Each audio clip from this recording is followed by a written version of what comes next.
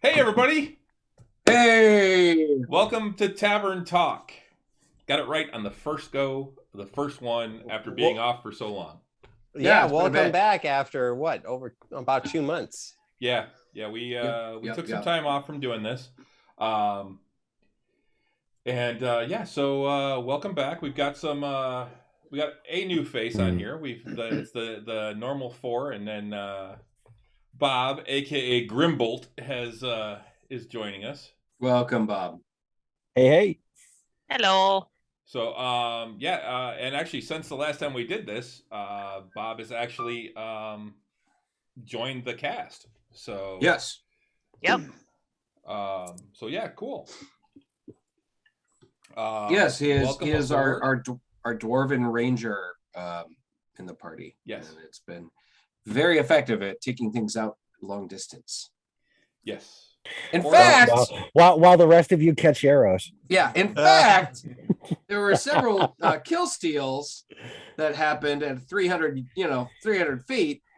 What? I don't know what you're talking about. Yeah, Kill steals. That's all right. That's all right. It's, You know what? It's just been great having like the fresh faces. I think that like with with Bob and Alex joining up, after losing a few of the original party members that started with the group between, Ed a very long time ago, and then Sydney and Ian. It got down to just a few of us, and there was really felt like there was a missing dynamic. I agree. I like having the full table again. That having at least two more people back, and the fact that Bob, you're obviously a veteran of D&D, unlike Renee, Rich, and I, who were the newbies that started up when we first started this podcast two years ago. What's that? And Alex, the real newbie. real new. Yeah. Well, that's a nice Oh, thing. yeah. It's we're still maintaining that the whole concept of our podcast with D&D, that you have half veteran players that are been playing for 20, 30 plus years, or since the beginning, and in some of your cases, and then people that are brand new. And over the last 2 years now, Rich, Renee, and I felt like we've really grown a lot. But then Yeah. For sure. and then you introduce Alex, who is a brand new, fresh, She's played twice now. Exactly. And it's reintroducing that dynamic, and that what our whole concept was all about. And I love the fact that we're still maintaining that after this time. What's interesting to me is and I've seen this in other podcasts and other games where you've got kind of brand new people. Some of these newer gamers are diving in head first. I've seen some newer gamers that know the rules better than some of the veteran gamers, because they just consume the rule book and read it from cover to cover. And Richard Wait. Richard has read the rule book cover to cover twice before we started the game. that doesn't surprise me at all. He's Yeah. really well versed. And Mhm. and D&D, it's hard to, there's even I watched a video on YouTube about the 10 things you shouldn't do in a D&D game. And one of the top things was try and memorize all of the rules, because it's fucking impossible. Yeah. That's why we have the guidebook. So you can look things up when you need to, because ridiculous. But anyway, I've noticed it on Critical Role, in the beginnings, guys like Travis, who hadn't really gamed much, hadn't been a gamer all of his life, and he got involved with it when they started the home game. Dude, And they're he on became campaign 3, and Ashley still doesn't remember half the shit that what the rules are. exactly. But Travis learned all the ins and outs of fucking being a barbarian when he was Oh hell playing yeah, he did. Grok. Yeah, he did. And to the point where he used to help Ashley, and she was playing Yasha. playing Yasha, or filling in, Yeah. playing her when she wasn't there. I would like Travis to loves Rajay. playing a barbarian too. Yes, I would like to Rajay. And so yeah, I think Travis was one of the better examples of that. He very much familiarized himself. And that it kind of makes sense, that a jockey dude would be need to know the rules of the game. Yeah. You Well, know, Renee, but- what was it you said? Travis loves playing a barbarian too, like to the point where now that Talison's playing one, but it's like a newer version of a barbarian. Yeah. They had a side conversation like mid-game on like episode 1 or 2 of campaign 3, and Travis mentions something like it's like you can do this and you can do that, and Talison's like, yeah, it's kind of weird, we'll talk later, and he's like, I gotta know, and he like pretends to like itch himself. yeah. It's like It's like a really endearing moment. Well, it's interesting because Talison's a build of a barbarian is very different. In fact, there's almost like a chaotic magic aspect to it. It's almost like he's got some paladin like powers. Instead of using a holy smite, he's channeling chaotic energy. Yeah, he's got chaos smite. Chaos might. Yeah. And so it's kind of interesting to see that. There's kind of a mixture of the two. So, but you know what? We're not here to talk about Critical Role. Correct. We're here to talk about Tavern Knights. You know, well, before we get into that, I wanted to ask you, I haven't watched them yet. How are you enjoying Skyrim? Because you have been streaming the last couple of days, or a couple of days last week, and a couple of times. I did. That's a nerds with alcohol question, man. I did. I did 4 days last week and 3 days this week. So, it's been fun. Now that I've learned a couple of things. I mean, I almost quit at one point. I almost rage quit. I know. You texted me. Yeah. And you gave this me some goddamn advice spider on saving. And you should have seen me today, man. Today's show, if you watch it, it's just me. It's like fight, save. Fight, save. Fight, save. It's like writing a college paper. Yeah. File save. So God forbid you get the blue screen of death in the middle of a paper. Well, that was the thing. He texted me and he was like, I might not be able to play this game because it puts you back at the beginning of the dungeon when you fight. I go, you can save at any point. And he goes, I hadn't considered that. It's like that might change things. I'm like, okay, good. You know. Well, I just wanted to realized how to level. I didn't know how to level. So I had to look that up online, and I'm like, I know I'm getting experience. I was still first level trying to do all this stuff. Oh my God! So I actually leveled. I was almost 4th level by the time I actually leveled up. You had like 4 points to spend on things, or and I haven't spent any of my perk points yet. You haven't spent any perk points? No. Oh my God, dude! I gotta figure out what I need to spend them. What I'm going to spend them on. So we'll talk about this tomorrow. Yeah, we'll talk about this tomorrow. We'll talk Skyrim tomorrow on the show. All right. It's his first playthrough, veteran. Yeah, come on. It's my first playthrough. It's not like I know this. I will admit I don't know anything about Skyrim.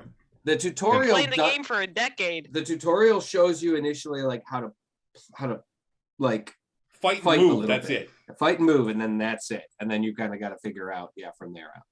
Wait, does that mean you weren't listening all the times Russ talked about playing Skyrim? You think I listen when Russ talks? Sometimes. That's the majority of your show. Yeah. I listened to a few things, but he never talked about the mechanics of the game. He just talked about the game itself. So it's the mechanics that are throwing me. The game itself, I will say this: the landscapes are gorgeous. They are absolutely beautiful. Particularly now, you're playing on a computer too, so really gorgeous stuff. Yep.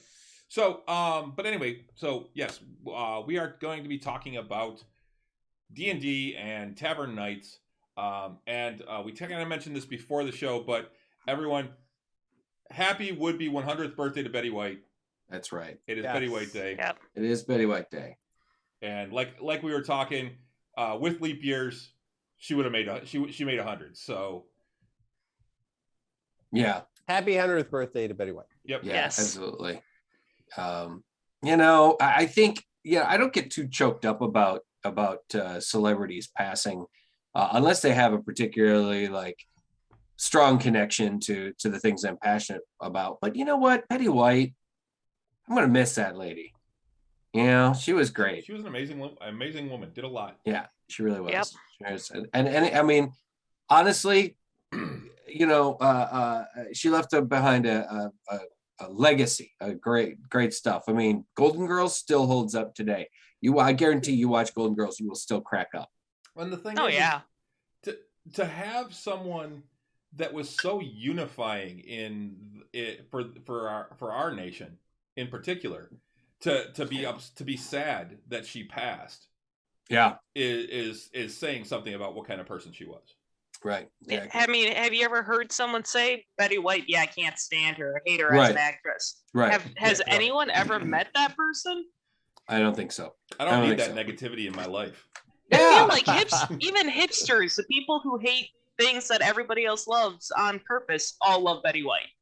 But do they do it ironically? I don't think so. I don't think you can. This is an exception to all those type of rules. Yeah. So anyway, I just wanted to say that. But yeah, so we have been away for a while with this show where we talk about the game and D&D in general. So we got a lot to catch up on. You guys are in Greyhawk. I think you were in Greyhawk the last time we did this show. Actually, I think you had just. We've been in Greyhawk actually for quite some time right now. I think only maybe about 10 days or 12 days total have you guys passed. are close to 2 weeks now.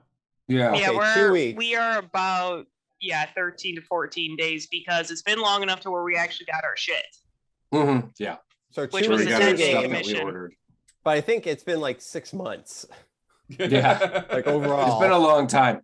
It's like I mean, we got the Greyhawk while we were still playing online. yeah. And we've been in Greyhawk for like 2 weeks, but we've also been away from home for like 3 months. Yeah. You know, so that actually is something we need to consider. We need to think about our making sure we send money back to the to Phandalin. And Well, we left make them sure. 6 months worth of pay. Did we? Was it? No, I think it was 3 only months? 3. It was 3 Mhm. months. Was it? Okay. So I we thought need it was to closer to 6 because it took us so long to get there. Mm-hmm. What's a Phandalin? Phandalin's where our home mansion. Our keep Oh is. well, see now there's some information that our new player has no prior history about anything. And we Well, haven't mentioned I've known you anything. people for what, 10 days now? Right? Well, you've known us probably, for 10 days. We've known you for 6. Yeah. Yeah. So it's Phandalin is the small up and coming town that we have chosen to call home. So we are the heroes of Phandalin, and I'm actually looking forward, as much as I like being in Greyhawk and the convenience of, to not to bring back Critical Role again, but in this first campaign, they worked out of Iman. They worked out of a huge city. So if they needed to go to the magic shop and talk to Gilmore, they were there. We're in a smaller town, and we can't go to there isn't anything like that. We can't just go down the street to go back to Borislav. So but you could always call an order in. Yeah. Yes. Yes. We have a cleric with sending. That is true. That is why I'm looking forward to level 9. Anything like that will be more expensive though too. That's why I'm looking forward to level 9, and I can get Teleportation Circles. Okay. I was going to say, Or what, Teleportation level 8 Circle right can now? help with that. Now, the problem is, there are, I'm sure, multiple Teleportation Circles in Greyhawk. Right. You haven't discovered any, but no. There aren't any hitting one at random currently in Phandalin. Right. So we have to make one, which means you have to cast it every day for a year. You have to cast that spell every day for a year. Which our DM has done the calculations on that, and I'm pretty sure it costs somewhere around 18,000 gold. Yeah, it's a lot of fucking money. Come on. But couple of dragons, we're fine. But there is a green dragon that I've been trying to get the party to go after. All right. That green dragon isn't gonna have shit. You know why? Because it's a baby. It's a child. It's an adolescent at best. It is not going to have a horde that is going to be valuable at all. So I did just paint a fig for that, though. If you guys want to go after, it. So Bob, when we were barely level 3, another character who isn't playing with us anymore, Ian's character, Phelan and I accidentally almost went into like the Green Dragon's lair by ourselves without the rest of the party. Yeah, That the is party why at these the are- other end of the town. What level were we, Chris? Second level? Three. Second No, I or think Third third? level. Third. Yeah. I Third think we level. just hit third. Third level characters have no business in a dragon's lair. Yeah, they do. A Yeah. drake would have. As- We'd have a tough time with a drake or As a food. wyvern. All right. Yeah, But cost- Not a dragon. by the way, But with Teleportation Circle, there is one at the Temple of the Open Mind, which I think is only like like 10 days travel from Phandalin. 3 weeks. 3 3 weeks? weeks. Oh gosh. Okay, never mind. Yeah, We need to get. We need to invest in some sort of flying device, some sort of flying. A magic you are- carpet. You are So- about you're about a week's travel to Gryrax, and then from there it's another week's ship journey to Greyhawk if you go straight. So it's 3 So- weeks to the Temple of the Open Mm. Mind, but 2 weeks technically to Greyhawk? Yeah, Yeah, because you're going overland to the temple, but you can go by sea Hmm. to the. If you don't run into it might any be like fucking 10 days to problems. Greyhawk. I'd have to do the math to see how far it is, but it took you guys What? 2 weeks because you We you had stopped stops to in make, we stopped at yeah, so it'd probably be in Scant, I think, yeah, for, it's a few- scant, for yeah. a day or And two. so yeah, it'd be about 10 days to get there. Would Gryrax be the next largest town? Like the next. Actually, Haven Hill is a little bit bigger than Gryrax. Would Havenhill have a Haven Hill is about 3 or 4 days travel from Phandalin. would they From have a Phandalin? teleportation circle? I thought it was a week, 7 days. No, I didn't think it was that far. It was about a week. I remember. No. Well, I'll have to do the I mean, math. it's- I got it on Gryrax- the map, so I can look and see. So Gryrax or Haven Hill, those are the two bigger towns. Yes, in that the are nearby. Principality. Those are the two biggest ones in the Principality. The Gryrax is the seat of power. That's where the prince is, Right. That's And- where and that's where And Octavian's Octavian's from. Octavian's from. Yeah. Yep. It's also on the water too. Yes. The port. And Haven Hill is inland. That's where Climbrum's from. Okay. All right. I don't remember where Lauka and Marikaris, where were we out of? You're from the Duchy of Ulick. Yeah. I think but- you're more west. Yeah, it's Right, farther I know west. you're So more it goes Principality is the farthest east, right there along the edge of the Pomarge. Then the county is in between, and then the duchy is the farthest east. You border Keoland on the western side. Thank you for the But- reminder. But since the last game, or since the last time we actually had Tavern Talk, a lot's happened. You guys completed the Sarah quest, right? Yep. Yes, And by accident, which was awesome. which was like more than like 9 months in the making, I think. By Yeah. the time we left We carried Temple of that the Open goddamn Mind. book around. and the fact that the first time that we opened that book and that ghost appeared, what gosh, I'm sorry that I couldn't be there for that, but Yeah. gosh, what a satisfying conclusion to the whole Yeah. story. I gotta I have admit, it to was. Chris, yeah. I gotta tip my hat to Chris on that one because it really was. It was satisfying. I think that's Yeah. the best. One of the best like descriptions of that situation. How satisfying it just was satisfying. It was like I'm wow. glad. I'm glad that you Okay. guys felt that way. Yeah. I mean, Yes. I'm not ashamed to admit it. I totally got misty-eyed at the table. You did. I mean, I think we all kind of a little bit. I mean, so did Rich. Well, Got a little even bit clamped. Anastasia did too, right? You mean Alexandra? Yeah, I'm sorry, Yeah. Alex. I was gonna say wrong Alex- one. Yeah, Alex even was getting choked up. She was saying, and she didn't even have the full history of like what we've been like trying to figure out, like It was all heavy. the months leading up to it. Right? That was the thing. It was very heavy. Yeah. The story was very heavy. So, I mean, but it was nice to kind of have that kind of closure. on Yeah, that. because we had that book since the Temple of the Open Mind when we left it for this trip. Yeah. Mhm. And we were And- trying to figure out so many different things and how to communicate to this ghost that was trapped. Oh man, yeah. And how frustrating that it was. And we were trying every single game, we were trying something. I was ready to try different and new. charades at some point. Yeah. I'm like, you know, Did you try bribing her? Oh my God. So there's something else that the group has learned is how to bribe. Yes. how to bribe. Yeah. Or at Yeah, least that's- that bribing exists and it works. Yeah, that's really funny. I think it's just so funny because we all were just kind of like, it can't be that easy, you know. I mean, or it's one of those kind of game mechanics where we're just kind of like, yeah, no, we got to roll for this, and we got to try and talk this guy out. Wait a minute, money is a thing. Money.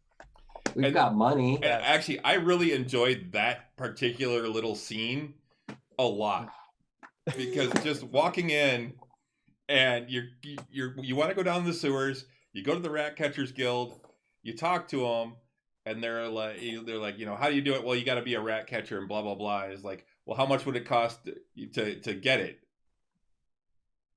He's like, what will this, you know, what will this do? Oh, it'll get you a license. We want 1, 2, 3, 4, 5 more. You know, it's Yep, and I love the fact that bribing never once occurred to any of us. No, We were just all too innocent and Yep. too good. what's sad is the fact that again, I've been playing this game since I was 8 years old, Yeah, but you're a and I paladin. just never even thought about.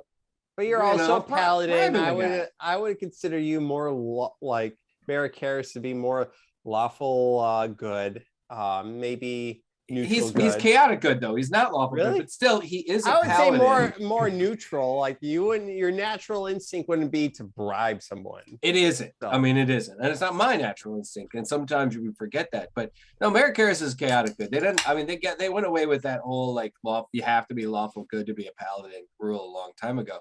But it was just kind of like, which I'm glad for because oh yeah, it's so hard. It honestly was so hard to play a paladin sometimes and maintain that. well, and Yeah. I think any deity should be able to have a paladin.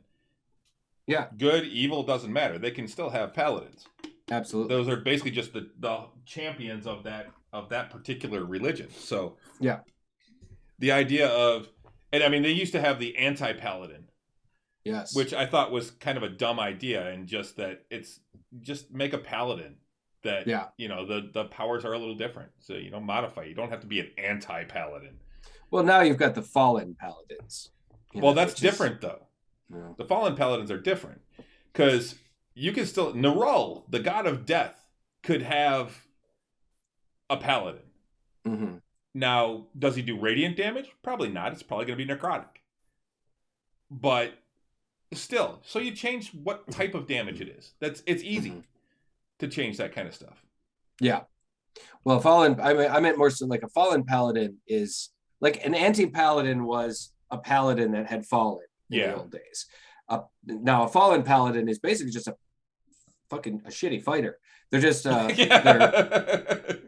they don't have they're a fighter without any of their paladin abilities, but they don't have fighting. They're like some of the fighting. Yeah, they don't The have like bonuses you get for being a maneuvers fighter. or the Right. that's the combat. They don't have all the stuff that a fighter has. Right. Exactly. Don't you also have like oath breakers as well? Well, Oathbreakers, yeah, that's a different. I think that's That's different different. one. Yeah. I think an Oathbreaker, there's something about they still. I think it's an example of more like they're pissed at their god or something like that. Like they don't Let's see. stop believing in it, but they're mad about something. I can't remember. Oathbreaker is a paladin who breaks his or her sacred oaths to pursue some dark ambition or serve an evil power. So more like an anti-paladin. Yeah. Whatever light burned in the paladin's heart has been extinguished. Only darkness remains. Mhm. So they end up channeling something else. Yeah, they get like hellish rebuke and inflict wounds, crown of madness, darkness, animate dead, bestow curse, blight, confusion, contagion, dominate person as their spells. Anti-paladin. Wow. Yeah. Yeah. And now the idea is like, could you play an anti-paladin but still maintain your alignment?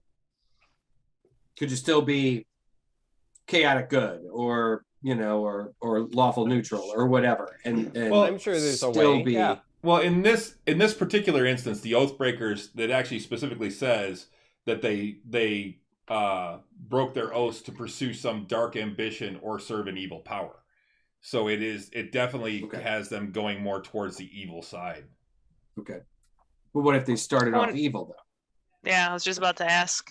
Can you do the reverse of that? Well, and that's the thing. This is actually the same as when they take their oath. So this is actually third level that they actually get this. Oh, okay. That you could become an Oathbreaker. Right. I don't know. It's an interesting question, though. I mean, like if you were serving an evil god already and you became an Oathbreaker to serve either a different evil god, or maybe it became an Oathbreaker to serve a good god, would they still be considered an Oathbreaker? Yeah, I mean, would they still? I can see it going the other way, where if someone was redeemed from evil and switched from their god to a good deity, then yes, I could see them being Oathbreakers as well, and it would just be a change in what their spells were if they wanted to. That would be a pretty cool concept character. Yeah, as an Oathbreaker. Yeah. I had a concept to play like a tiefling paladin, and like he was going to be a tiefling, like a paladin of Torm, but I think that would be an even better kind of concept of like maybe he had been started to be like a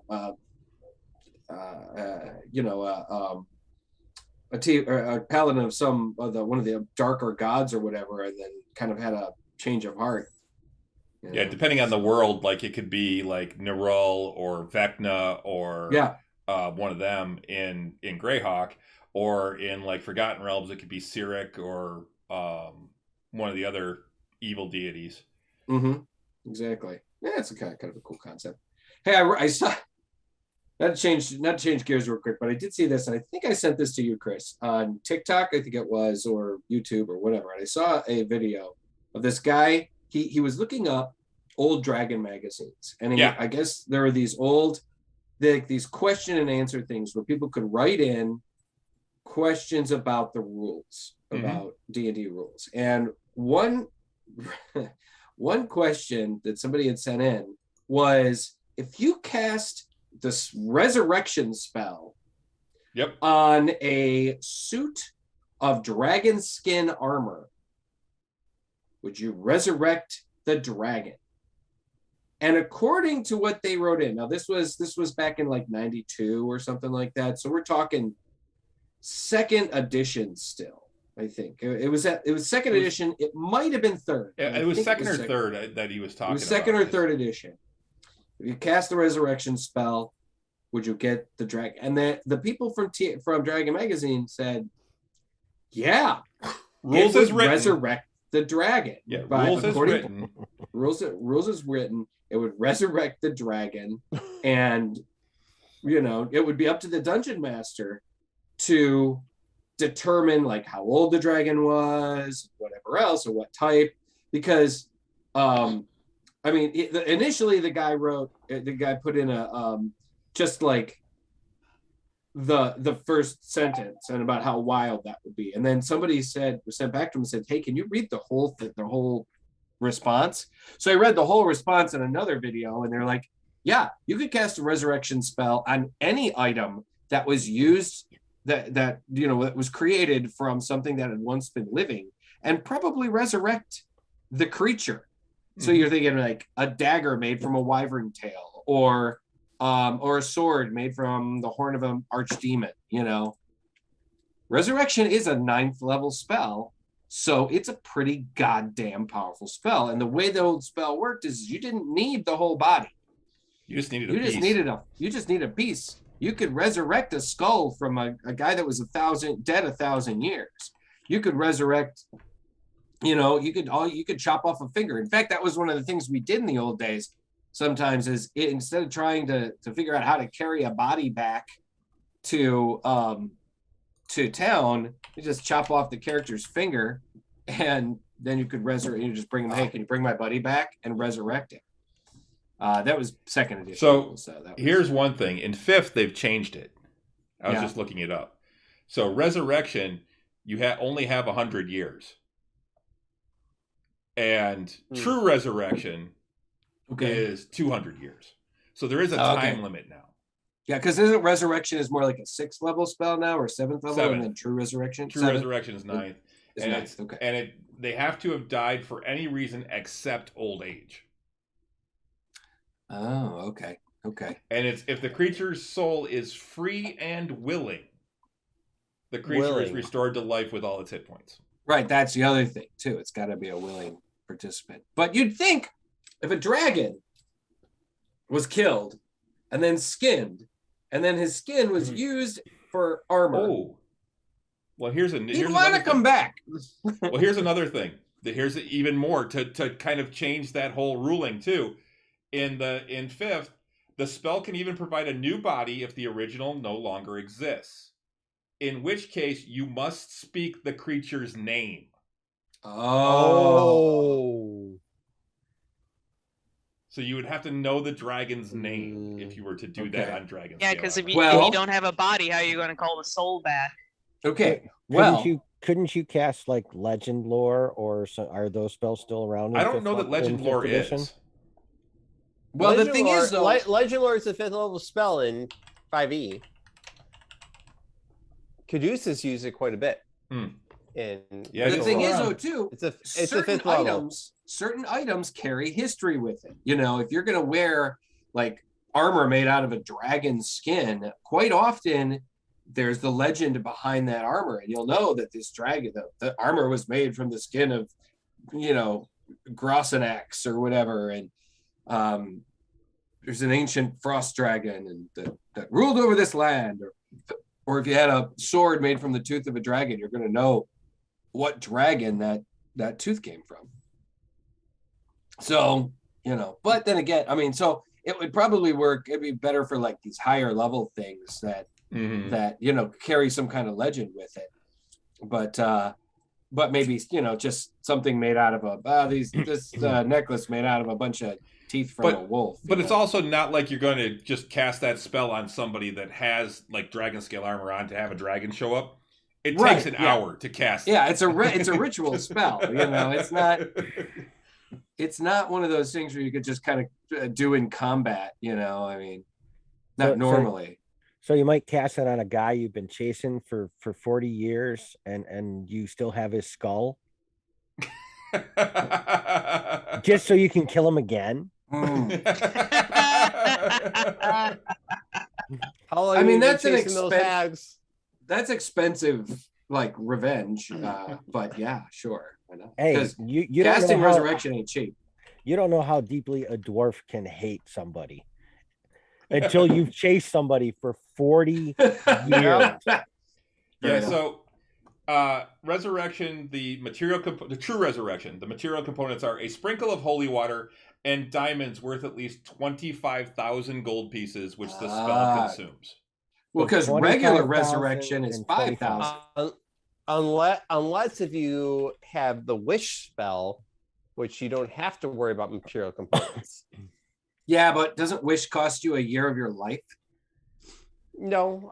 Regular resurrection is a diamond worth at least 1,000 gold, which is 1,000 gold. Okay. But yeah, I remember back in the old days too. Every time you cast wish, it aged you a year. It cost you a year of your life. It aged you a year. That's why elves didn't worry about it. They've got thousands of years, so they would cast wish, and it wasn't a big deal. But every time you cast wish, like now in 5e, I think wish is you can cast anything that is like another level, like 8th level or lower, without material components, or anything else that you can actually come up with.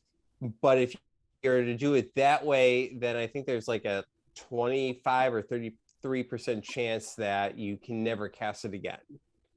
But if you were to cast something that is already in existence, like true resurrection or resurrection, I don't think that really applies. And there's nothing that says anything about like losing a year of your life or anything like that. No, anymore. It does weaken you, it says, but it's not the same. It weakens you for like a week or something. The stress of casting the spell to produce any effect other than duplicating another spell weakens you.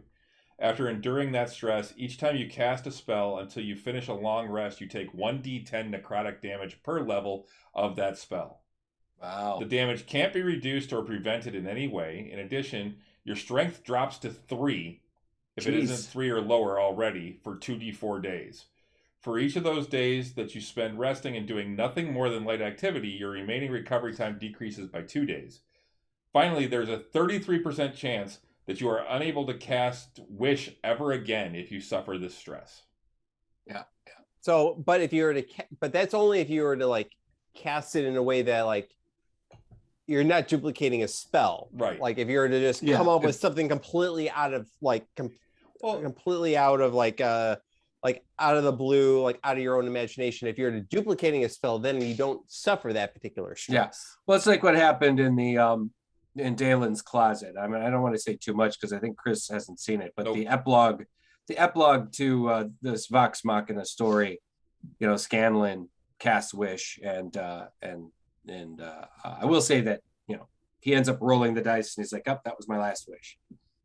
And but it was beautiful. It was really great. Chris, honestly, the Dalen's Closet episode of Critical Role was one of, I mean, it was a great wrap up to that campaign, you know. And I look forward to you seeing it. It was really cool. But yeah, so looking at this, they have changed it some. The most fun I had with Wish was in doing is that making them say the wish. Yeah. And then interpreting it in the worst way possible. Yeah. You really got to think that out. Yeah, like they had the group, Bob, you might remember this. Way back in the day, you guys had a ring of 3 wishes that you had 2 wishes left on. And you found a deck of many things. And oh my God. People decided to pull cards. And Cindy pulled the Donjon card, the imprisonment card. Oh, shit. Oh, yeah. And Donjon. they had pissed off Ayuz a couple of times. And so she disappeared. And when I described to her what was going on, she was a magic user. I said, "You are bound. You are gagged. Your hands are encased in iron. So you can't make it." She couldn't make any symbols, anything. They're bound together. And you are standing before the Skull of Thrones with Ayuz sitting on it. And the rest of them are scrambling, and they're like, "Shit, we're going to use one of the wishes." And they're writing. They spent like a half an hour writing up this wish. And so I read it, and it wished her free. I said, "All right, Cindy, your chains fall off." She was free. They didn't change her location. Yeah. We were panicking. How many conditions can you put onto a wish? Well, and that's the thing. So they immediately give me that, and grabbed the paper back and changed it and changed her location to there. So what she saw was Ayuz start casting, a glowing orb show up in his hand, and as he released it, she disappeared. But they no longer had their ring of wishes. It was all out. Yeah, so they had to use the 2 wishes to get her back. Yeah. God damn it. So to get back to Resurrection, though, I think I also really like in some of the games, like honestly, you can cast Raise Dead or Resurrection on like the Pathfinder video games in combat if you want. But I actually do like the idea that if you're going to have to raise somebody from the dead, I like the way they do it on Crit Roll, where it takes work. Like you've got to make rolls, and if you fail the rolls, it's a challenge. There's a challenge rating to it, and at least 3 people have to end up contributing to coax the soul back into the body, basically. And you know, and some of the stuff they've come up with, I thought was really, really interesting. Yeah, I mean, it took some role playing, so it was really, really, you know, it was heartfelt, and I thought that's a much better way to deal with, like, I mean, if you're going to bring somebody back from the dead, dude, then it should be something dramatic. Now there is the Breath of Life spell that can be cast during, like, in combat if need be, but that you got to cast that spell within 2 rounds of the motherfucker dying. So Well, and there's Revivify too. Is it Revivify? Yeah, Breath of Revivify Life? is within 1 minute. Within 1 minute. Okay. So that's less dramatic, but that's really more like, somebody, hitting somebody with the defib paddles, Yeah. Clear. It's a mystical defib. Yeah, you hit him Defibrillator. with the diamond that then just crumbles. Yeah. Wake up. Which I'm pretty sure Octavian has got a couple. It's got at least Like- 2. Yeah, he's got at least Two or three. He's got Maybe I think he's three. got 2 300 gold piece Okay. diamonds. Always keep those on hand, man. Just in case. And given his background, I think that he automatically has that always prepared no matter what. He's a life Yes. cleric. Just so- about every time. Yeah, he's always make sure he's got that. So, Yeah. so you guys have spent a lot of time in Greyhawk though, kind of exploring the city, looking around. You Saving kids. saving kids. I was Saving just gonna kids, say, that was you something fought else some we you did. fought some hags, saved some kids. They got away, but Yeah, fucking I want my bands of Bolero back. They're getting those back anytime soon. They're I'm still not- they probably destroyed them. they're still on the weak hag. Yeah. Hags aren't very strong. Yeah. Yeah, but they can call up some strong Fae friends Right. Yeah. to help get It's- her out. And just because we may be more powerful by the time that we get around to them or meet up with them again, doesn't mean that they're not gonna get more powerful too. I mean, that shit grows, man. Those are Yeah. Chris created a reappearing or We have way too many villains. recurring villains. yeah. We reoccurring we, villains. we have Glassstaff. We have the Orcus, like shaman or whoever it was. Yeah, and that escaped, succubus. and Yeah. the succubus, and now we have Whatever, fuck- the two Fuck hags. that went into that farted us and ghosted. Oh gosh, there's that thing too. Yeah, when the fart. Yep. Dark elf, yeah. Who knows if we'll see those guys anytime soon? But still, it's like We got a lot of Yikes. recurring villains in the future, I think. You can also have whoever it was that was outside the gates of the Temple of the Open Mind in your very first Oh, Yeah, gosh. that too. right. That's the right. one that sent in the Hill Giant. Yep. That guy was dumb powerful though. That's like when we're level 20 kind of shit. Yeah. We're level You- 1, and what the like the curator of the Temple of the Open Mind was like level 18 or 20, and like blew away all the zombies that were like coming our way, right? Yeah. Oh, that was the cleric, the arch cleric of Rao. Yeah. The cleric Holy of shit. Rao. And then Couladin. Kurden stunned Couladin, yeah. He didn't stun. He quivering palmed him. Yeah. Ouch. I don't even know what that is yet, but I want to know. You won't get it because you're not the way of the open hand. Oh, that is true. I think that's an I open am hand. not. I think that's a way of the open hand ability. Basically, it's a 5-finger death punch. yeah. Mhm. He basically Yeah. goes out, hits him in a certain way, and then sets up vibrations in the person's body that he can then stop, and it stops their heart. And if they miss their save, they die. Dead. They can take up to 10 steps before dropping dead, Dead. Gone. just like in Kill Bill. But yeah, so Exactly what it is. so yeah, there are a bunch of recurring villains, but whether or not you Haven't will seen ever 'em. see any of them again. Well, you better give me a pamphlet that describes like at least what they look like, so I know who to shoot. Because I'll just be like, "Hey, who's this guy?" And you'll all be freaking out, and I'll just be like, "What?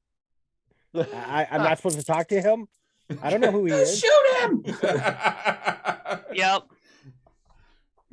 Yes, so that'll be like the boat trip back to Phandalin, back to Gryrax from Don't worry, Greyhawk. Klimbrum has like a notebook with drawings Yeah, of every you guys will single be on the one. boat. Like Going, there's okay, this Grimble, one, here's and the then thing. If there's you're gonna be this hanging one. with us, here's the thing. You need this guy, shoot on sight. This guy, shoot on sight. This guy, shoot on sight. This guy ask these questions and shoot. Well, I can always shoot to wound. True. Oh, that's an option? When have I had a target where I needed to shoot to wound? No. It was more in reference to what Rosalind did in the Oh, last yeah. campaign. Yeah, it's always an option. You don't always have to just like go Oops. straight for the eyeball. Yeah. He didn't look that bad. I didn't think Sneak Attack would kill him. But yeah, so He was bloodied. He wasn't looking rough. where we left off, you guys had headed out of Greyhawk and you were on your way to Castle Greyhawk. On the way to the Castle Greyhawk. The legendary dungeon. Legendary meat grinder. It's basically the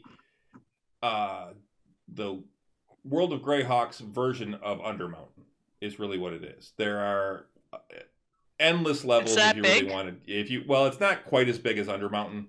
It doesn't have like 123 levels like Undermountain does, but Thank goodness. But you could expand it off basically as far as you want. But yeah, you had headed south of Greyhawk. You found a little shanty town right at the foot of Zagig's Bridge, which you were going to use to cross, and there were a bunch of orcs attacking. Looked like a caravan. Bunch of dead horses, tipped over wagons, dead people, orcs going door to door, breaking doors down, things like that. Yeah, slaughtering fucking people. Yeah. So you guys showed up, fought them, killed a wyvern, which great job by Klimbrum to really kind of control that fight. Yeah, you ain't kidding. That stun certainly came in handy. That wyvern poison, I'd forgotten how nasty it could be. Yeah, Grim and I got that poison, and how much is that worth? It's like 1,200 a vial. Yeah, 1,200 gold a vial. And you got and two. we got like two. Mm-hmm. And what does it do? Like it does like 7d6 damage. Yeah. Yep. The 76 or 78? No, 76 is what I wrote. Yeah. And it can do like, so we got two of those. So, or like you can do like 5 arrows, which is what you like. I'm guessing what was like hitting us every time, because it's like, oh, you get like 3 piercing damage and like 30 poison. Yeah. Oh yeah. If we missed a save for sure. It was fucking horrible. Yeah, those arrows were all had wyvern poison on them. Whew. That was rough, because like at first it's like, okay, this is like not bad, like 3-4 points of piercing damage, but then like, you're like, make the con save, and then we're like taking like 32 points of poison damage on top of that. Is like, well, then that's where the real. And then if you save, it was only 16. Yeah. I mean, only. Well, when I heard you roll the fucking dice, I'm like, oh shit. As he's grabbing, I heard the clack of the dice in your hand. I'm like, what is he fucking rolling? And it rolled. Does each one have a fireball? Damn it. Yeah. I was like, that's got some kind of poison. And then I was like, and then when I saw the wyvern, I was like, oh, that's what it fucking is. They milked the fucking wyvern. Yep. Gross. But yeah, so you did defeat them, and you saved a few of the townsfolk, not a lot. A lot of them were killed, but you camped out there for the night, and then you actually met the owner of the the Green Dragon Inn. Green Dragon Inn. Yeah. Oh yes. Now that's kind of neat. We may have a lot of reoccurring villains. But now we've got we made some friends. We've got Borislav, and now we've met the owner of the Green Dragon. We also have Donna. Yeah. Oh yeah. And he tasked us with another thing. See, that's the thing. We're going to Castle Greyhawk for a couple reasons. One of which, I got a +2 sword that from Borislav, and the reason why I was able to get that, or at least get a slight discount on it, was because he tasked us to go to Castle Greyhawk and retrieve a book of magic, apparently. One of Zagig's diaries. Right. Well, and actually, then, one of his books, a treatise on alchemical formulas and potion making. Okay. At least it's not how to raise the demons from the abyss, that kind of thing. But, and then around the same time, I got contacted by Raslim, who for Bob is, a wizard from Phandalin. Like, it's our patron. Who's our patron that tasked us for, what would you call these? They're essentially like Voldemort's the Horcruxes. Horcruxes, right? That we're trying to find at this point in time. Well, there are 3 parts of a magical staff that were sundered. Right, and the staff will show us the way to his phylactery. To his phylactery, yes. Yeah. And we're still. It's a staff. It's a staff created by Vecna. Right. Oh, joy. And we're looking, and we found 2 of the pieces. We're looking for the 3rd, and he contacted me saying that he believes that the 3rd one is actually in Castle Greyhawk as well. I thought it was a book that will help him find it. No, I think it was that there's the object. One of Zagig's diaries supposedly contains the information on where it is, because Zagig but he thinks that it may also be in Greyhawk because Zagig at one point had it. He thinks. But he figures Zagig's diary will at least point the way to where it is, whether it's in Castle Greyhawk or somewhere else. Right. Okay. That's it. Either way, we have several reasons to go there. And now also a sword that we need to retrieve, or that we've said if we try and retrieve the sword of the owner of the Green Dragon and weapon. Rickard Damaris. Rickard, thank you. And his sword is the Blade of Chaos. Yes. The Blade of Chaos. That sounds, mildly, not only cool, but also mildly, dangerous. Yeah, I've got a picture of it here. It's kind of a cool looking blade. I'll show you guys. Put in Discord? I have to actually cut it out and everything from the. I got to take a picture of it and crop it because there's info on it too on that page too. But we ended as soon as we approached Castle Greyhawk. Yes, so you were following the path of, so half of the raiders had already left, and you were following the path that they were going back towards Castle Greyhawk, and you actually followed that path to Castle Greyhawk, and that was where we ended. It was with you first getting your first glimpse of what Castle Greyhawk is, which is basically 3 ruined towers. Yes, very large ruined tower. Yes. Let's see. And everyone told us it was a bad idea to go. Everyone. Well, Nobody said, "Oh yeah, no, have fun, kids." No, every single person. This is where adventurers go to find either ruin or fortune. Go there to die. I'm not going there to die. Going to die. I'm excited. No, I think it's going to be great. It is just going to be kind of. Oh, I get so forward to it. It's going to be great. It's going to be amazing. Yeah, I cannot wait. Because last time we did I feel like we're about to enter what we did with Stone Tooth. Yes, you are. I agree. We had a couple about 4 sessions in a row of Stone Tooth. Yeah, where it was 3 layers of a lot of dungeon delving and that, and the last few games have been a lot of more heavily on the role playing and a little bit of the fighting and that, but being with against Alice and that, but I don't know. Stone Tooth was just like so much fun. I felt like searching every single nook and cranny, figuring out like the different ways to get into the next area when you didn't have it, like the key or whatever. I feel like that's what we're approaching right now, and I'm really excited for this type of level of D&D that we're coming up against. Yeah, To be honest, I'm really looking forward to a good dungeon again as well. Yeah, and yeah, that's what it's going to be. You guys are about to get into a dungeon crawl. That's what this. It's going to last us till the summer. Possibly, yeah. Depending on how far you want to go. I swear, I still say. I mean, we need to get our stuff right. Mm-hmm. We got a couple things that we are specifically looking for. I'm sure that it goes deeper than what we're looking for. It just you guys have heard some of the legends. I mean, I gave you some of the history of the castle. Mm-hmm. I still, when you said go to Castle Greyhawk, I almost pooped myself a little bit the first time. Little pucker factor.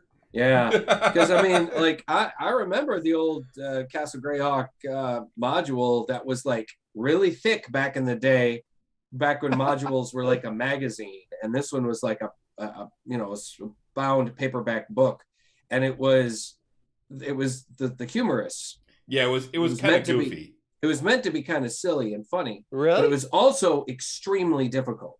It was meant to be extremely challenging, but also kind of weird and silly and funny. Like there's an entire level. That's there was an interesting concept. Well, it was a castle that had been created by a mad mage, essentially, and the different levels were completely crazy. I mean, there were a lot of current pop culture references and things like that were in there. Like one level had all like basically parody versions of Marvel superheroes. And then there was a second module that was Through the Looking Glass, which basically took you to Alice in Wonderland. Yeah, there was another floor that had a bunch of like variation, like kind of parody versions of the Warner Brothers character. There was like Bugs Bunny or Bugs Bear Bunny. No, really? And there was another level that was like a beehive, like a giant beehive, like you were inside a giant honey beehive and things like that. So basically the monsters had all had adapted and changed. Like the instead of the Incredible Hulk, it was the Incredible Bulk, and he had like he was like a green colored stone golem or something like that, or clay golem, or that's what it was. And Dating, he was a stone golem, and he would just walk around saying "clobbering time," and shit like that. And a Drider in the Incredible Drider Man, and he was, he was a Drider walking around. Which, if you don't know what a Drider is, it's basically a spider centaur. Yeah. Oh gosh. Dark elf spider centaur. That sounds terrifying. Oh, they're horrible. They're horrible. Drow who have failed Lolth. Yep. Yeah. Yeah. And that's their punishment. Mm-hmm.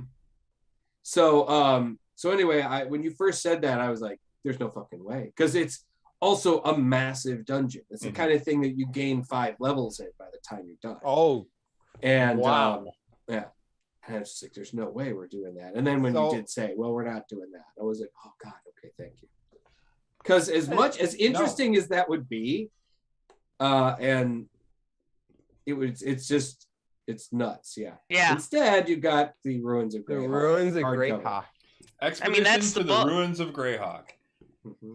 So, but it sounds like there's a good chance that we might hit level 9. But during this, possibly, in the next couple sessions. But yes, what I'm doing with this is I'm just using this as a reference point, for what I'm doing. Well, that's what you've always been doing. You've been using things as reference, except I think, like the very beginning of the game, like the first couple like layers and levels that you were like before we actually started streaming. Yeah, you were like more focused on like more for like Renee, Rich, and myself, I think, because like we're so new to it, you focus more on like the module of, I don't recall which one it was. The Lost Mines of Phandelver. Yeah, I think you focus a lot on that. But then beyond that, when we became more experienced and we started streaming, you really like exploded with your own world at that point. Yeah, basically my campaign kind of took over at 3rd, 4th level. That was where I wrote this years and years ago. That's something I want to this is something I've been working on for probably 15 years. I've been working on this campaign. I had the idea for it a long time ago. So I mean, it's gone through it was originally like 3.5, I think I was writing it for. And I'm now adapting it for 5th. So I already had the outline of what I wanted to do, and now I'm finding ways to fit it into this campaign and hopefully make it entertaining for both you and people watching. So Yeah, it's been entertaining so far. Absolutely. You're doing all I right. loved it so far. You're doing all right. It's all right. So one of the things that did come up though when we were talking about the game, is Russ, you sit right by the mic, and you have these bursts of explosive like yelling at times when you get excited, and it blows the mic out. You project. Quiet then. And I'm like, I don't think and I started watching. I'm like, oh, I see it. There's an easy solution. We'll just swap Russ and Octave and Rich. Because Rich is so soft-spoken to begin with. Yeah. He should be next to the mic. Yeah, he's kind of got that soft voice of his. Well, and with Pete having had COVID for the last game and not being able to be there, but us actually zooming him in, which I think worked great. At the table, it worked fantastic. It did work out well. However, the mic that we use that can pick up a mouse fart from a county away was having trouble picking up Pete off that computer. So if we ever have to do that again, we may want to try and grab just some move cheap him closer or something like that, and like move the computer like where Renee was. Well, either that or just have like little speakers that are a little bit louder. Okay.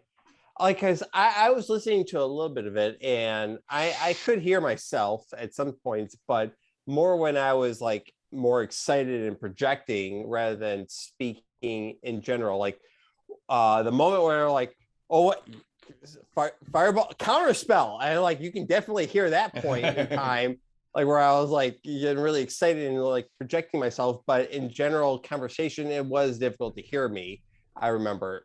But yeah, I'm sure that we can figure out a way. But I thought that it went very well, like working with you guys remotely as the one-off versus everyone else being at the table, since I did have COVID. I thought that it did work well, and we could do that again in the future. In the event that someone does have something, or they might be sick, or not even in the area, and they might be somewhere else. And I think that we could figure out a way to like integrate that into the game. Yep. And thank you, Bob, for bringing your laptop and allowing that to thanks. happen. Oh, yes, thank you're you. very welcome.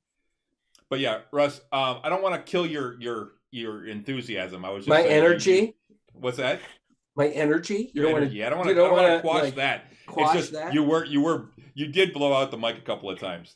That mic is extremely sensitive for anything close to it. That's for sure. Okay. Fair enough. I'll try and remember that.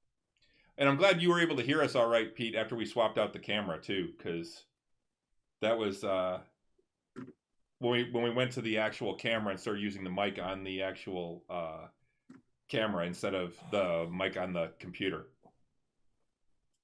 You weren't able to hear us very well at first.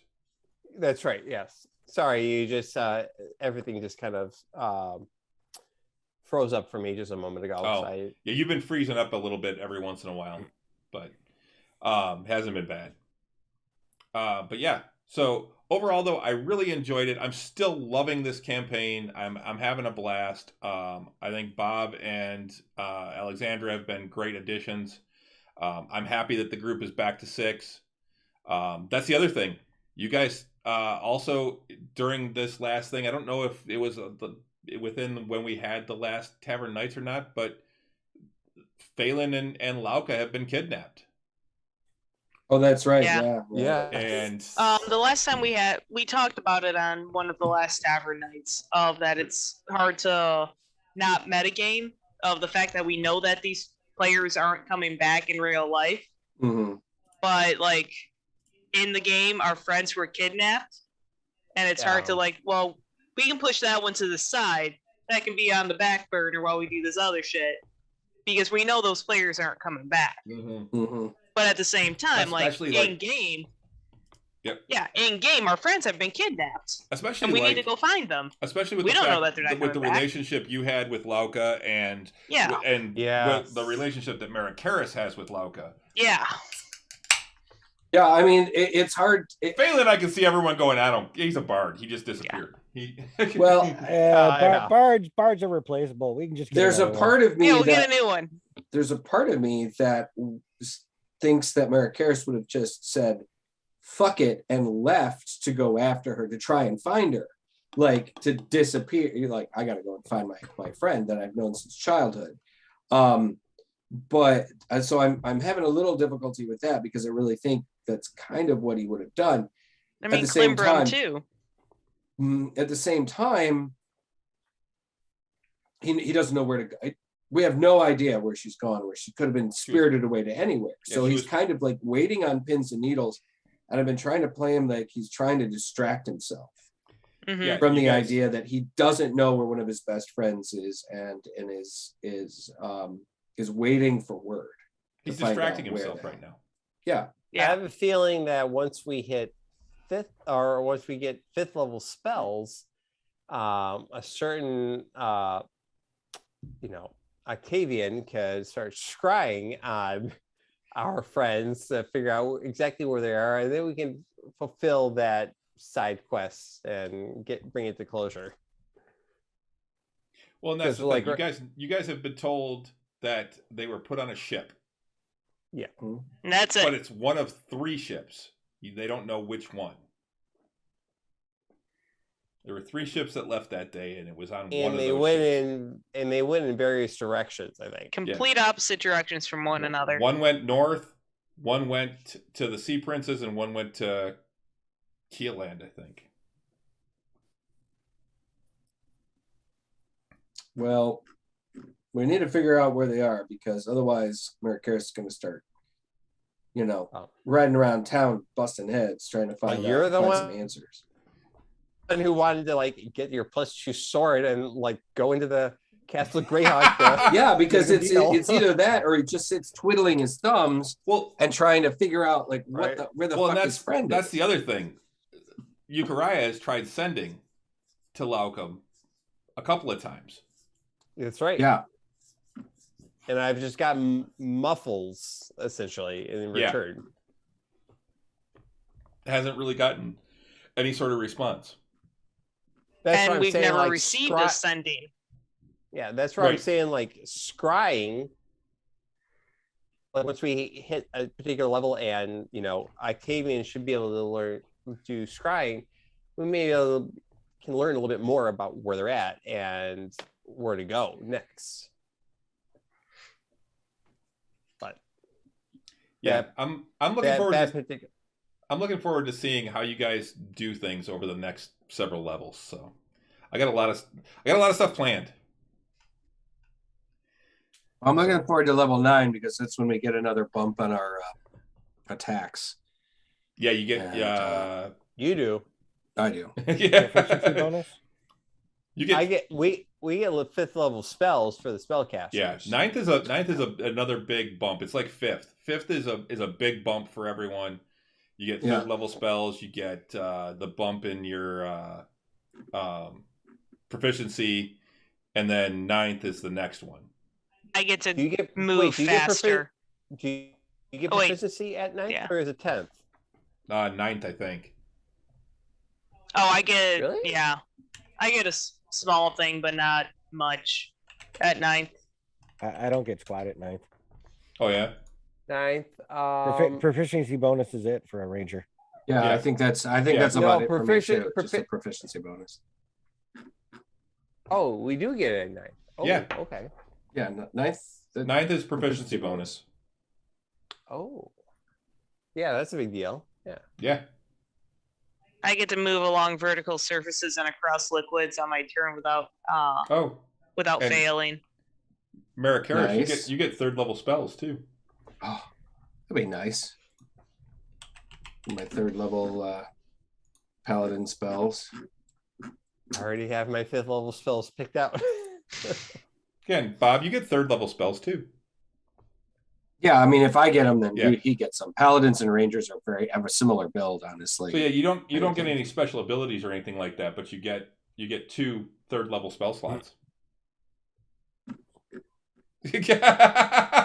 Man.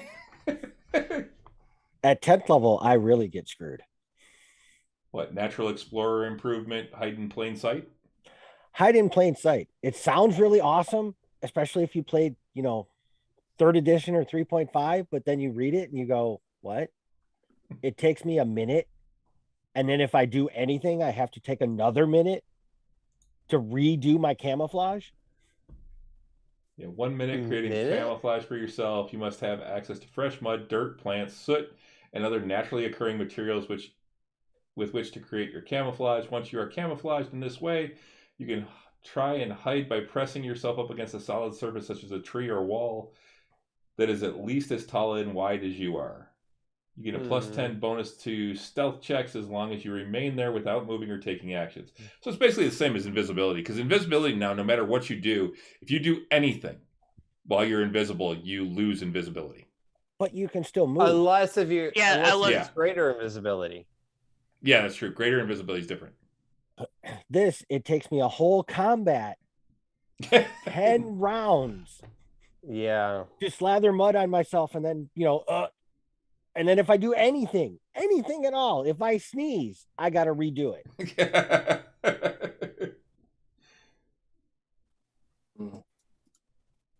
Interesting. Yeah. Let's see. Available at levels 9. I was trying to look at my like just on crit roll or on crit roll on D&D Beyond to see if I could just kind of look at the different things. It tells you what like special abilities come next, but it doesn't tell you that like you get a bump to your you have to go to game rules and go to your class. Yeah, if you go to your class, it tells you. Yeah, I just went to my specific. I went to my class, but I didn't go to game rules. So at 9th level, you get 3rd level. That's the big thing that you get. And you go to +4 with proficiency.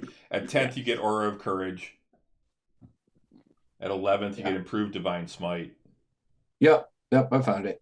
Yep. And then 12th, everyone gets the ability score bump. Or a feat. Yeah. Mm-hmm.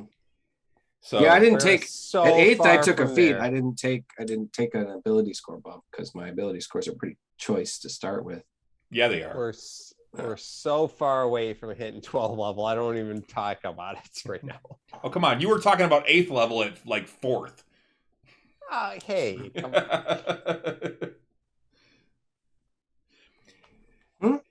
Yeah, so I'm looking forward to you guys getting into this dungeon. Because it's not, again, what I try and do is even in the dungeon crawls, I try and throw in some role play stuff.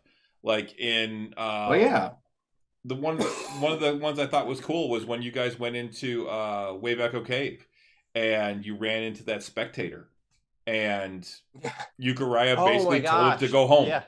And it said, okay, and disappeared. All right, see ya. Like you're talking about like I only answer to a wizard. Like, well, I'm a wizard and I do like a couple magic tricks, and you're like, we avoided a whole combat because of that. That was great. I love that. Yep. That was so much fun. Yeah. But then you also get into like nasty fights like the Flame Skull. Gosh, the freaking Flame Skull. Yeah. And then on top of that, we decided to keep it for a little while, right? So we had to break it. We had to break it into pieces, and then what happened is like it would regenerate. So we had to keep on like back together. So we had to every like 6 hours or so we had to break the pieces apart again until I think we cast like Dispel on it or or remove Holy curse water or something, right? You guys did something and then split the pieces up and like buried them in different spots. And Yeah. Yeah, that was one of those ones. You're like, oh, for fuck's sake. So you're saying that could be another reoccurring villain? No. I No, believe we this just flame we skull. successfully We got rid destroyed of Are you that sure? skull. Yes. This flame skull. You could never be sure with magic. Well, that was also the first time that Basil got destroyed. Oh You yeah. you sent him in to look, and all of a sudden And he saw fire and gone. Yeah. Yeah, he got zapped with like a laser. Basically, yeah. Yeah. The flame skull's Flame skull. flaming eyes. Yeah. But then you guys have had some other ones where, like, you took out that dragon in 4 rounds because of one frickin' spell. Oh Yep. my gosh, yes. Octavius That was just because Waterwalk. we could get to it. That was the thing. We could get Mhm. to it, and it was weak enough. It wasn't so powerful that we couldn't not. We were still able to hit it. It was a So, young adult, is the way I basically made it. right. Were we 4th or 5th level at that time? We're 5th, I think. No, you're 4th, I think. 4th. We hit 5th right after. Yeah, I think that fight actually got you to 5th level. So 4th level going against the young black dragon. Yep. Yeah, Octavian's cast of Waterwalk changed the game on that one. Oh, man. Absolutely. I still feel like that was one of the most epic things that's ever happened in a game I've been in. Just kind of like he's just like, okay, wait, everybody, okay, wait. Because he was like, cast And Waterwalk Climber just on runs everybody. off. Yeah, because and he That's just what I goes, do. I cast Waterwalk on everybody, and I went, oh my god! And I could see the look on your face, Chris, was just kind of like, oh well, fuck. You're like, that changes still things. Pre-stream, right? That was pre-stream. Yeah. Was it? No, I think that was during the stream. Was it? That was No, during it the was- stream we were playing Before we online streamed? Yeah, we were playing online. because Ed had just we were? left and I was playing Bennick and he actually Yeah. got the killing blow. Yeah. Oh, okay, yeah. Because, yeah, that dragon's whole thing was that it was going to attack, dive underwater to where it was obscured, and you weren't going to be able to attack it easily, and then come back. And then just keep And staying then out hated of that. range. Yeah, and staying out of range. And that was the thing, because none of us, we didn't really have much in the way of range attack. We had our mages with our mages, our sorcerer and our mage. And that was about it, I mean. And it was, and between Waterwalk and frankly Bennick's Sentinel feat, yeah. it Mm. couldn't get anywhere. And that was the thing. Right. It tried flying away, and Bennick sentineled it. Mm-hmm. Yeah. Oh, Madon. That was one of those That was a good moments. fight. Those one of those D&D moments. You're just like, shit. That was excellent. That was It awesome. was well played. Yeah. So Definitely MVP moment. Mm-hmm. But yeah, my challenge is making sure that you guys feel challenged. I don't want things to be too easy, but I also don't want you feeling like you're always about to die. So that's where I'm trying to keep the balance of I want you to be worried at times. Especially give us Remember, that. always feels like she's about to die. well, she goes You- down you- a lot. Yeah, she does. You give us that plenty between the Orcus fight in that same dungeon just before. Honestly, that Orcus fight was like more worrisome than the Black Dragon. And, Yeah, it was. And that Like- Orcus fight was actually all mine. That was something I created. know. That was an You add-on to said that that. dungeon. You said that, and that was very worrisome. I was worried about a TPK during that fight. You have challenged us like what was it called? The kobolds. Oh my god, the freaking kobolds. That other time, like in that narrow cave, like kind of put us into our place a little bit. The kobolds were, Well, were I mean, way more you- challenging for you guys I mean, than I when- expected. Someone casts a large creature in a very small cave. I just got a new spell and I thought that it would work. Hey, enlarged person is actually a great spell for, It for is. certain things. And Not in a tiny ass little cave. yeah, But when you get a new player that is still like not No, experienced, absolutely. it Let's not actually forget that- challenges us. Lauka also almost legit killed Klimbrum oh, because God. she was just going to throw in a fucking fireball into that room. Yeah, because without Sydney was drunk any and couldn't consideration. see. That's right. Yeah, with zero consideration for the two people And who we were were all like, unconscious no. in said room. Yeah, she was drunk and tired, is what it was. Yeah, And we all because that was like, near the end of the screamed no at night. the same time. yeah. That was right near the end of the stream, and she was like, I just cast and fireball. honestly, She was and I like, think that's fuck the all at that only point. reason why you allowed that metagaming was because you knew she was drunk and tired. Yeah. So I'm looking at my spells, my 3rd level spells coming up. I got some pretty decent ones coming up, you know. Some of these are going to be pretty nice to have. Let's see, Revivify. I have access to Revivify. Aw. I have access to Magic Circle, which is kind of advantageous at times. Dispel Magic, Daylight, Crusader's Mantle. While in the area, each non-hostile creature in the aura, including you, deals an extra 1d4 radiant damage when it hits with a weapon attack. So if I cast that, everybody within a 30-foot radius will do an additional die4 damage of radiant.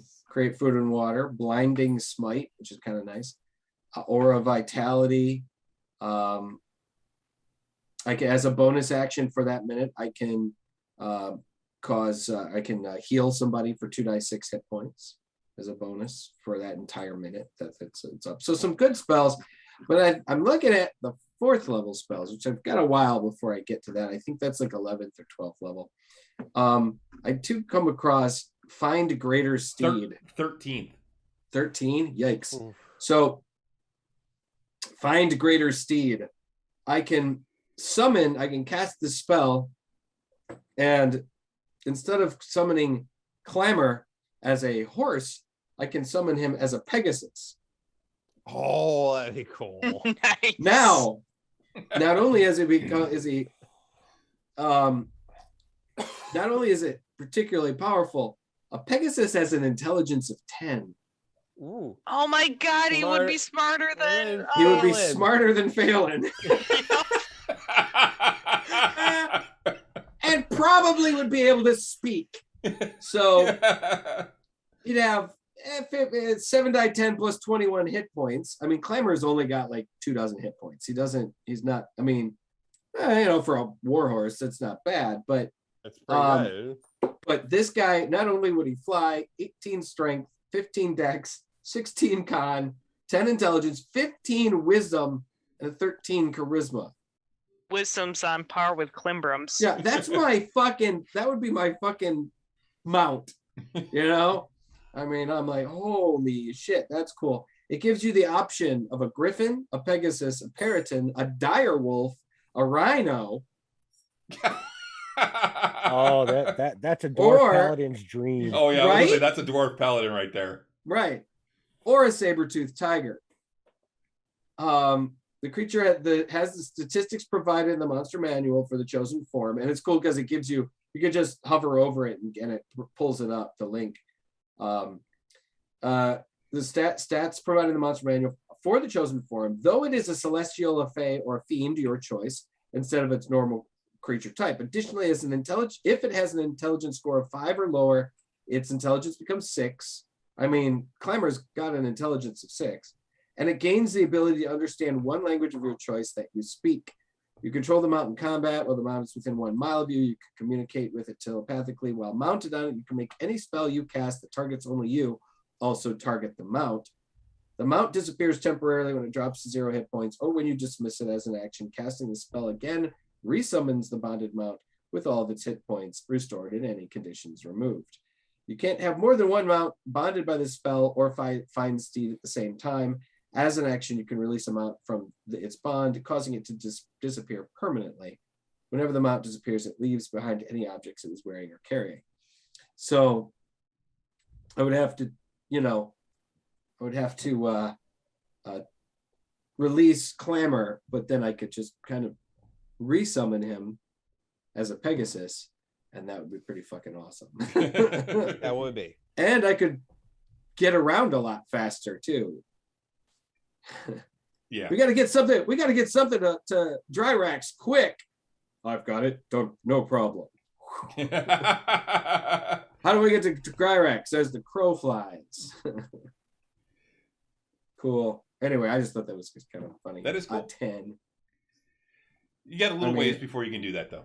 Yes, a little ways. I mean, it should be. Yeah. When I'm a paladin on a flying horse, it should be level 13 or so.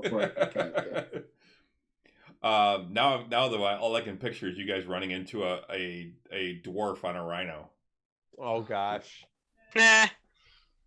I almost would rather have a griffin, but I don't know, the Pegasus, a fucking Pegasus that's smarter than some of our party members, I think sounds fucking awesome. All right, well, we are playing this Friday. We are 7:00. Yes.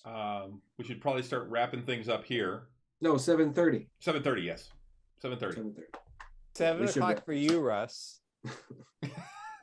Listen, I haven't been late the last couple of games. No, You've good been job. right on time, and then you were early last time. I cut it close the last time, or the time before, and last time I had plenty of time. So before we end anything today, I'm just curious. Chris, Renee, you guys have your two dogs that obviously are well known on the stream. Between like how especially Trevor. Trevor was jumping up on me earlier. We all know Dresden as well. I have my two dogs. I noticed, Bob, you have a cat. I'm just curious what your cat's name is. Oh, that's Professor Herschel von Swifferton the Fourth. I don't know what the reference is, but I love it. That's awesome. It's Hershey for short because he's all shades of brown. Okay. But Herschel is just the proper. Herschel? Yes. Herschel. I love it. Herschel. Yeah. And Very von nice. Swifferton is in reference to his very fluffy tail. It's like a Swiffer. Well, already. And the Force just makes it sound really posh. Of course, yeah. We're all animal lovers, and I noticed that you had even before he came about 10 minutes ago. Yeah, his tail was in the corner, right? I noticed that he was going around back a couple times back and forth, and I wanted to ask about that. At first, I saw the tail over on the side, and I thought Bob was making shadow puppets or something. I'm like, what are you doing? Yeah. You didn't mention. I don't think you mentioned Pete Dresden. Russ is. He did. He mentioned. Oh, did I he? did. Okay. Yeah, I mentioned Dresden. Yeah. Which, by the way, those pictures that Stella posted of you and Dresden, Russ, were so cute. Oh, so adorable. I know. I just love it when she posts all that shit. He takes so many pictures of Dresden. It's ridiculous. She's got. There's nothing wrong with that. You need. They're all the same. They're just pictures of him sleeping or him looking at the camera going, Mom, now you're getting to the point you need to get dressed in a brother or sister. God, no. No, don't say that shit out loud. She will hear you spiritually. Right now, she's like, oh. Yeah, she's in the other room. We slept kind of late today, and she's in the other room. She's like, I'm going to take a little nap. And I'm like, all right, I'll wake you up in a half an hour. Her dog mom senses are tingling. Yeah, exactly. There's like a disturbance in puppy the brain. My house is not big enough for another dog. There was, Zayna's. Especially for the size of Dresden. Yes. I already have. We have my housemate's dog, Ferris. They get along. He's like 12 and he's a potato. And they get along fine and they have great time. And Dresden is always like, hey Ferris, come on, let's play Ferris. And hey Ferris. And Ferris is just like, fuck off, I just want to sleep. Dresden and Trevor should meet. Yeah. Yes, they should. Dresden's size and like context, Chris doesn't have to bend over to pet him. No. No, Wow. Dresden's a big dog from Yeah. the pictures that I've seen. And he's so sweet. He loves me. He's a sweetie. When he I only saw stands, him when when he he was a stands on puppy. when he stands on his back feet and puts his front feet on my shoulders, he is like probably about 5'6". So he's a big fucking boy. Yeah. Yeah, he's He's bigger than me. He is really sweet. And there's hair everywhere. Yeah, but no, Dresden has not met Trevor. He's met Belmont because Russ used to bring him over. We didn't have Trevor then, yeah. we didn't have Belmont back then. He's only met that's Arabella. True. That's true. He met Arabella. And yeah. Did he meet Bobo? And Bobo. I don't think so. And Bobo. No, I think so. Bobo. Yeah, no. I've had Dresden 3 years. Stella has photos with Bobo. Yeah. Yeah. Dresden was still a small puppy. Small puppy, little guy. Yeah. Yeah, it was. Man, he was so energetic back then. Well, he still is. Oh yeah, I don't doubt it. I just cleaned up. I went in the backyard and cleaned up a lot of dog shit. God. I have to admit, it's been a while. Couple of months, right? It's been a while. Well, And, but at least it's I frozen will say, right now. I will say cleaning up frozen dog shit is a lot easier than cleaning up not frozen dog shit. I'm in the yard about once a Poopsicles are week. easy to clean up as long as they're not But there frozen was to the grass. a lot, like a lot. Like fill the garbage bag a lot, like crazy amounts. One of my dogs, like I have 2 Goldens, Kyrie and Ginger. Ginger, she's a recycler. She recycles her poopsicles. So gross. So I don't have to clean up as much because she is very much about the recycling. That's not good for the dog, dude. Oh, Bobo was like that too. He was a recycler. Like that too. It's not a smart dog that eats its own shit. It's not a smart. Well, that's the thing. Bobo wouldn't eat his. He'd eat the other dogs. Yeah. Specifically Arabella's. Yeah. Which that actually is a thing for dogs. Yeah. It's them trying to hide the waste of the other dogs to keep predators away. Yeah. Just don't let him lick your face afterwards. Oh, hell no. That was the thing. Bobo was like, nope, you don't kiss me. The worst thing is like when you get like they burp. Oh, and you get like my God! I think that's a good place to end it. Jesus. I just realized. It's true though. Pete, go to your room. For the worst. Jesus criminy. This is a daily thing that I have to deal with. So. No, I hope it's not daily. Jesus. Almost. But seriously, Dresden. Welcome to the show, Bob. Seriously, Dresden and Trevor should meet. Oh yeah, sure. Bring them over anytime. Yeah. I just fixed I didn't realize because it's been so long since we did this that the thing at the bottom that said join us this Friday 7 p.m. I'm like, oh wait, it's 7:30 p.m. So I actually had to change that. 70-30. All right. Well, cannot wait for this weekend. I am feeling a lot better, so I will be able to come this Friday. I will obviously get tested prior to that just to make extra sure. But it's been more like today is like technically my 10 days beyond like when like you get your first symptoms. So cannot wait. This is going to be really exciting. Cannot wait to get into Castle Greyhawk and see what comes next. And throw more tentacles.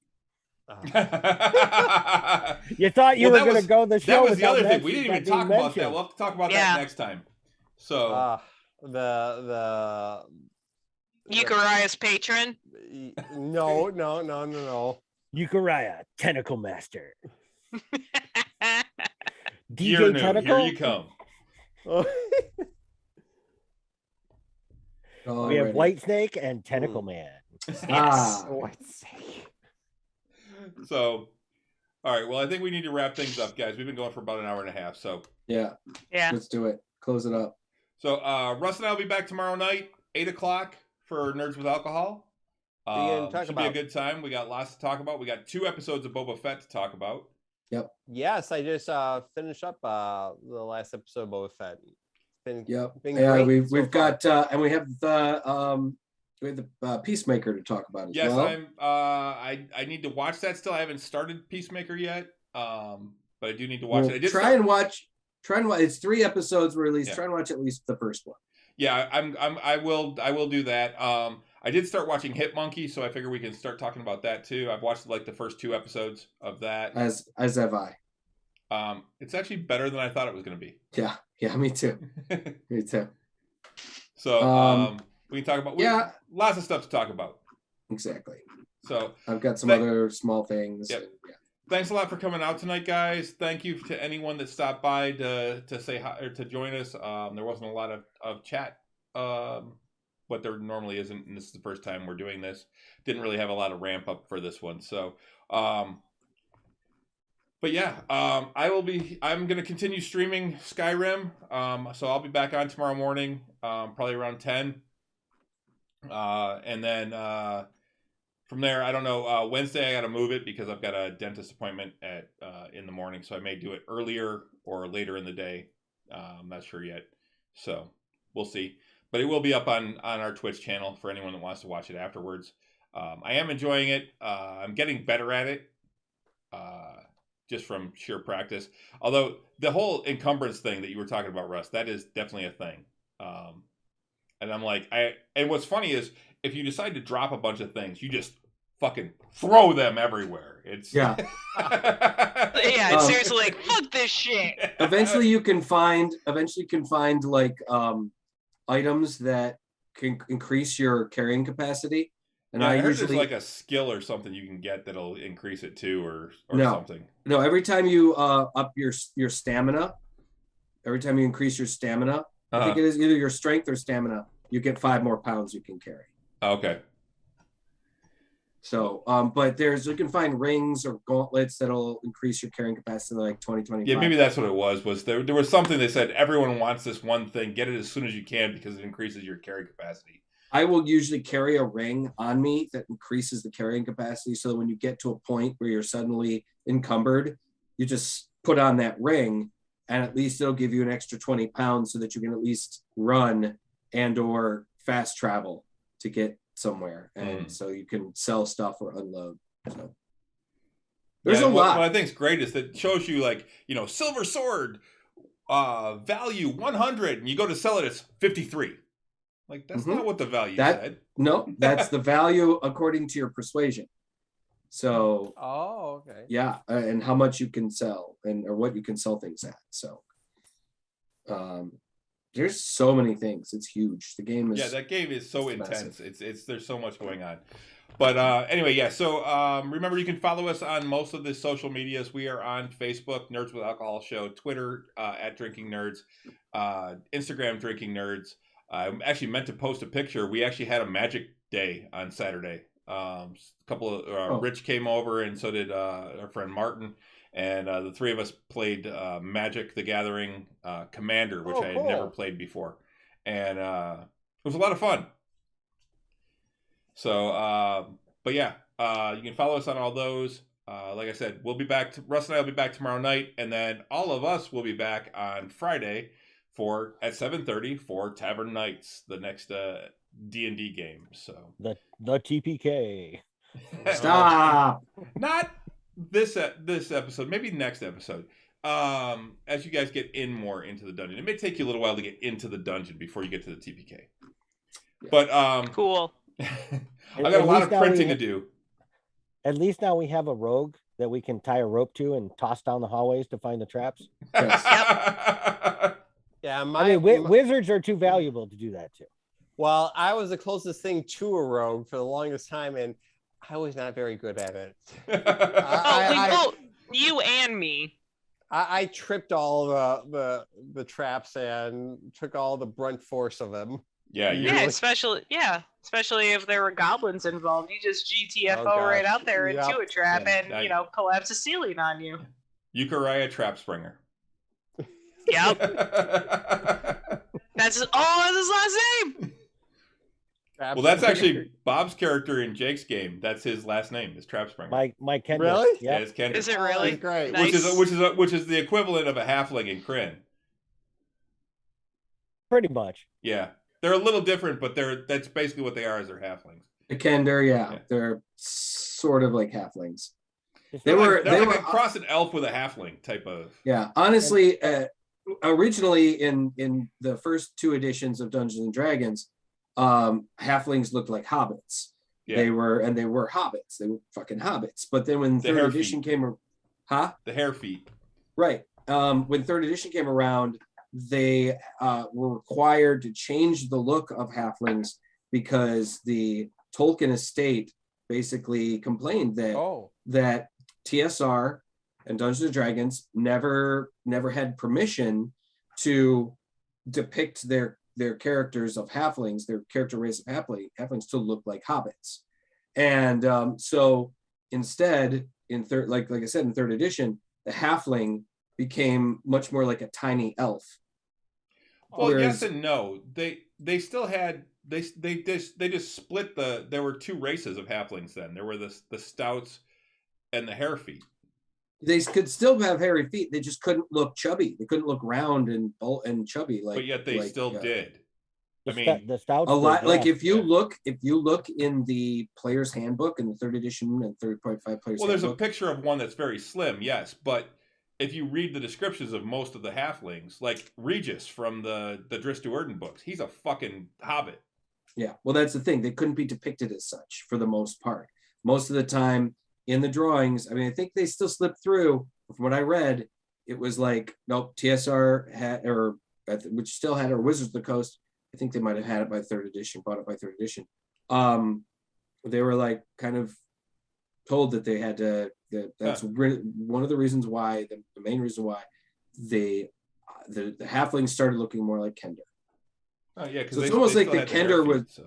It's almost like and they still had hairy feet though, which was interesting. That's what I kind of feel like the Kender were kind of like a preamble or a precursor to what the halflings eventually became, at least in the way they looked.